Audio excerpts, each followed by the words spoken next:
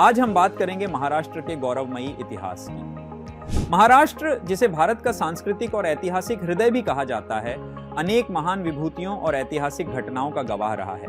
प्राचीन काल महाराष्ट्र का इतिहास लगभग 2000 वर्ष पुराना है। ये भूमि प्राचीन काल में दंडकारण्य के नाम से जानी जाती थी, जहां अनेक महान आर्षि और मुनि तपस्या किया करते थे। मौर्य और सातवाहन साम्राज्य के दौरान यह क्षेत्र व्यापार और संस्कृति का प्रमुख केंद्र बना।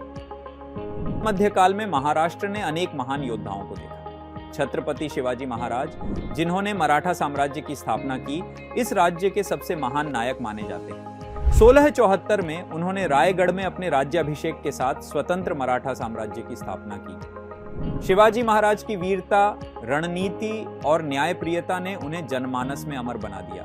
पेशवा काल और शिवाजी महाराज के बाद पेशवाओं ने मराठा साम्राज्य की बागडोर संभाली। पेशवा बाजीराव प्रथम का शासनकाल मराठा साम्राज्य के उत्कर्ष का समय था। उनके नेतृत्व में मराठाओं ने भारत के बड़े हिस्से पर अपना नियंत्रण स्थापित किया।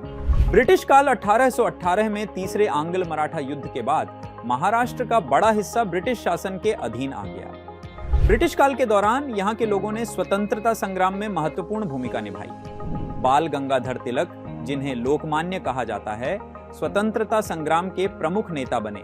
स्वतंत्रता के बाद 1947 में भारत की स्वतंत्रता के बाद महाराष्ट्र ने तेजी से प्रगति की। 1960 में महाराष्ट्र राज्य की स्थापना हुई और मुंबई इसकी राजधानी बनी। आज महाराष्ट्र भारत के सबसे समृद्ध और विकसित राज्यों में से एक है। समापन महाराष्ट्र का इतिहास वीरता, संस्कृति और समृद्धि की कहानी है। यहाँ की भूमि ने अनेक महापुरुषों को जन्म दिया है, जिन्होंने न केवल महाराष्ट्र बल्कि पूरे भारत के गौरव को बढ़ाया है। धन्यवाद।